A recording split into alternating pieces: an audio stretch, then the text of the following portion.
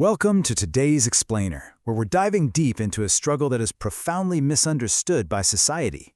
When most of us hear the word addiction, we kind of just picture the visible fallout, right?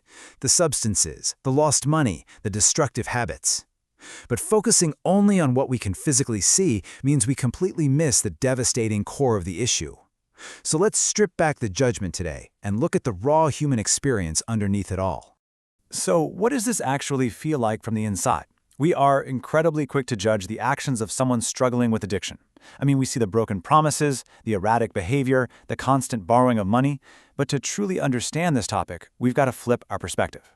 We have to ask what is actually happening inside the mind of the person who's trapped. Because until we understand that internal experience, we can never truly grasp the real cost.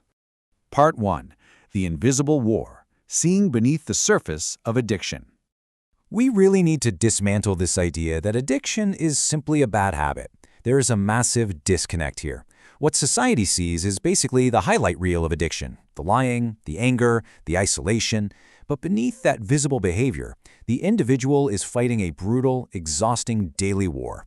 They are caught in a mental crossfire between overwhelming cravings, deep-seated fear, and crushing guilt. The true cost goes far, far beyond money or the substances themselves. It systematically dismantles every single pillar of a person's humanity. It's not just an overdraft fee at the bank. It is the slow, agonizing erosion of everything that makes a person who they are. Their time is entirely consumed by the cycle, their peace of mind is shattered, their identity becomes totally unrecognizable to them, and their closest relationships are fractured. And in the most tragic cases, this relentless stripping away eventually claims their very will to keep living. Part 2. From escape to prison, how the illusion of control becomes total dependency. How does this terrifying cycle actually begin? Let's be real, nobody wakes up intending to destroy their life. It almost always begins with unresolved pain, trauma, heartbreak, or just immense pressure. That leads to a very human attempt to find a temporary escape. And here is exactly where the trap is set. The person mistakenly believes they're completely in control of this new coping mechanism, but slowly, the scale tips. They wake up one day to the terrifying realization that the dependency is now entirely controlling them. Their routine, their goals, their self-respect, all of it just becomes secondary. This brings us to an absolutely crucial point. When they lie or when they steal or repeatedly ask for money, it's not because they're inherently evil people. It's because their brain has literally been hijacked. They're trapped in a desperate survival mechanism. The addiction pushes their basic survival instincts above their own morality, their logic, and their emotional control. They aren't making healthy decisions from a calm mental state anymore. Their brain is battling sheer desperation, just trying to survive the internal war. Part 3. The Deeper Cost. The Invisible Toll on the Individual and Their World. Internally, one of the most heartbreaking realities is this: they stop recognizing themselves. Terrified of judgment from society and carrying an immense, heavy burden of shame, they suffer entirely in silence. They literally look in the mirror and see a stranger, watching helplessly as their core identity slips further and further away. And as that identity fades, this really dark thought takes root. They begin to believe they are beyond saving. They can distinctly remember who they used to be, right? The person they were before the pain, before the escape, before the dependency. But they just cannot find the path back to that version of themselves. And this inability to find the way back leads to a profound and highly dangerous state of hopelessness. Because they can't see a way out, the suffering just feels endless. This isn't just a tough patch. This endless suffering often breeds severe clinical depression, crippling anxiety, and complete social isolation.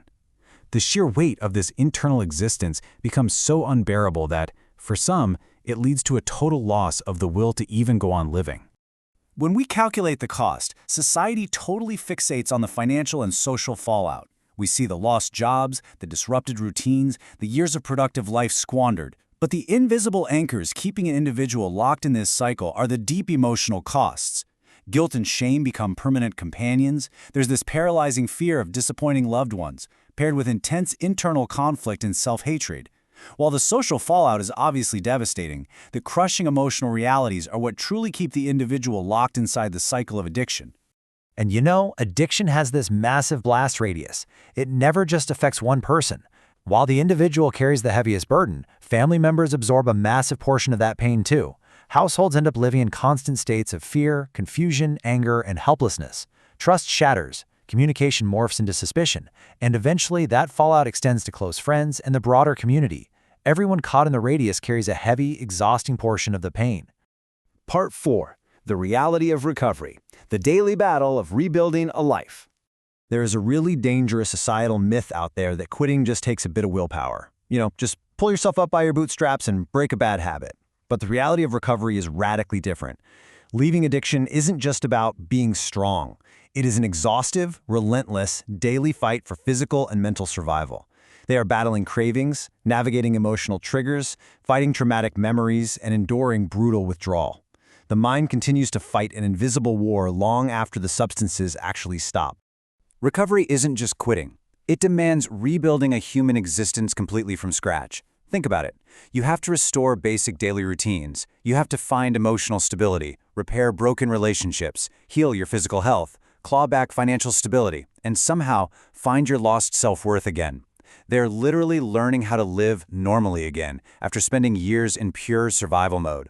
And because that climb is so impossibly steep, setbacks happen. But here's a crucial perspective shift we need to make. Relapse does not always mean they're weak. Sometimes it simply means they are exhausted. We need to have the deep patience to understand that the sheer, crushing weight of this continuous internal conflict can exhaust even the strongest, most resilient people on Earth. If you take away just one thing from this explainer today, please let it be this profound truth. Behind the lying, the stealing, and the frustration, there is often not a bad person. There is simply a deeply wounded human being. They were trying to survive their pain using the exact only tool they had until that very survival mechanism turned around and started destroying them too. So now that we see the devastating reality beneath the surface, we're left with a really critical challenge. If addiction is an invisible war of survival rather than just a simple failure of morals, how can we change the way we support their survival?